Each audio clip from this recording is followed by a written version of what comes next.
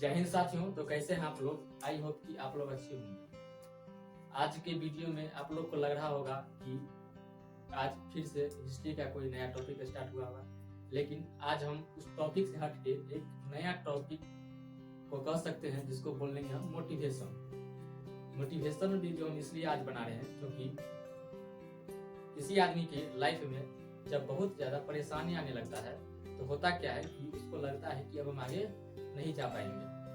चाहे ये हमारी असफलता का निशानी है, ये हमारी असफलता का वार्निंग दे रहा है कि बाबू तुम आगे नहीं बढ़ पाओगे, इससे आगे तुम ज्यादा छोड़ दो, किसी और चीज में जाओ। लेकिन ऐसा नहीं है। इसी को ध्यान में रखते हुए हमने एक सोचा एक कहानी के तरीका से, कहानी के माध्यम से आप लोगों के पास एक संदेश पहुंचाया जाए, जिस लोग से आपको जो ये दुविधा मन में है कि अगर हम बार बार असफल हो रहे हैं, इसका मतलब ये नहीं है कि हम हारने वाले हैं। इसका मतलब ये होता है कि आप इससे कुछ बेहतर होने वाले हैं। इसको समझने के लिए एक कहानी आपको मैं सुनाता हूँ। एक कारीगर, जो कारीगर बोलेंगे उसको, जो मूर्ति बनाने का काम करता है। कौन सा? मूर्ति बनाने का जो काम करता है वो कारीगर एक रास्ते से अपना जो औजार था उसको खनने वाला, जिससे खन के उसको क्या कर देता था, मूर्ति का आकार देता था पत्थर पे। तो वो एक रास्ते से गुजर रहे थे, जंगल के रास्ते से जो गुजर रहे थे, उसको रास्ते में एक पत्थर देखा। अच्छा सा पत्थर था। उसको लग रहा था कि अगर हम इस पत्थर को तराश के अगर हम इसको बनाएंगे तो ये मूर्ति का एक अच्छा रूप बन सकता है। लेकिन जैसे ही पत्थर पर वो अपना छेनी हथौड़ा चला के मूर्ति बनाने का प्रयास किया, तो पत्थर वो सहन नहीं कर सका, वो टूटने लगा। और वो जब वो कारीगर ने देखा कि अब ये पत्थर अपना ये छेनी हथौड़ी का मार या तराशने का जो कार्यक्रम है इसको नहीं सहन कर पाएगा, तो उसने क्या किया, उस पत्थर को छोड़ के आगे चल गया।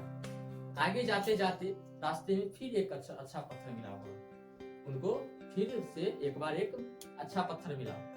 फिर उसने क्या किया कि लगा कि पीछे बनाए थे उस पत्थर ने तो हमारे छेनी हथौड़ी का जो कार्यक्रम का जो दौर था वो नहीं संभाल पाया। लेकिन अब जो है इस पत्थर पे हम देखते हैं, अगर इस पे हुआ तो हुआ, नहीं तो देखेंगे आगे। तो क्या किया उसने, उस वाले पत्थर को भी क्या किया, तोड़ना स्टार्ट करके और मूर्ति का रूप देने लगा। लेकिन वह पत्थर क्या किया, पीछे वाले पत्थर के अनुसार उसने अपना जो है जज्बा नहीं तोड़ा। उसने जो छेनी हथौड़ी का जो मार उसको लग रहा था उसने सह लिया, और वो कारीगर ने एक अच्छा सा उनको मूर्ति का रूप दे दिया। कारीगर जो रास्ता से जा रहे थे, वो कारीगर ने उस वाले सेकंड वाले पत्थर को तराश के मार के एक अच्छा सा मूर्ति का रूप दे दिया, भगवान का रूप, जिसे मंदिर में जाके रख दिया गया। कौन? मंदिर में जो मूर्ति जो रखता है, तो वही मूर्ति जो है बनाया हुआ था कारीगर ने, उसको मंदिर में स्थापित कर दिया।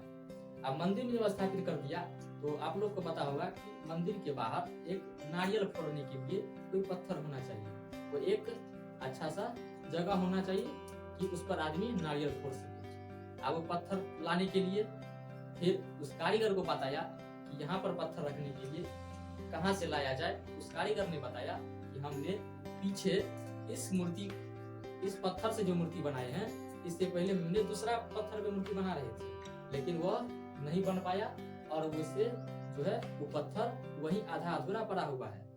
वो पत्थर ले आइए, उस पर फोड़ने के लिए नारियल, उस पर फोड़ने के लिए आपको बहुत सहूलियत होगी और अच्छा भी रहेगा।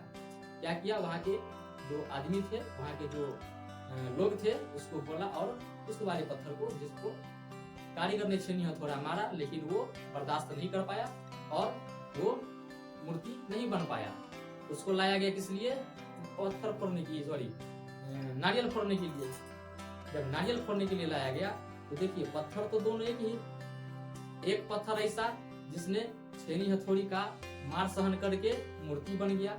अब वो मूर्ति बन गया, कैसे मूर्ति बन गया? छेनी हथौड़ी का मार सहा तब न लोग उसका पूजा करने लगा। लेकिन एक पत्थर ऐसा भी था जो पहले वो क्या किया कि वो मार सहन नहीं कर पाया, वो मार नहीं सहन कर पाया, इसके वजह से वो मूर्ति नहीं बन पाया। तो काम किस में आया? अपने सर पर नारियल फोड़वाने के लिए।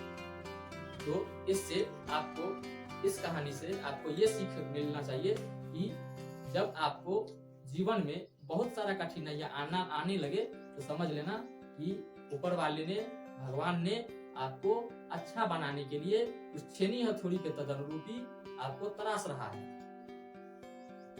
छेनी हथौड़ी के जिस तरीका से मूर्ति को तराशा गया, पत्थर को तराश के मूर्ति बनाया गया, इसीलिए आपको बेहतर बनाने के लिए भगवान आपको तराश रहा है। इसीलिए कभी दोस्तों कठिनाइयों से घबराना नहीं चाहिए और उस पर हमेशा डट के आगे बढ़ना चाहिए।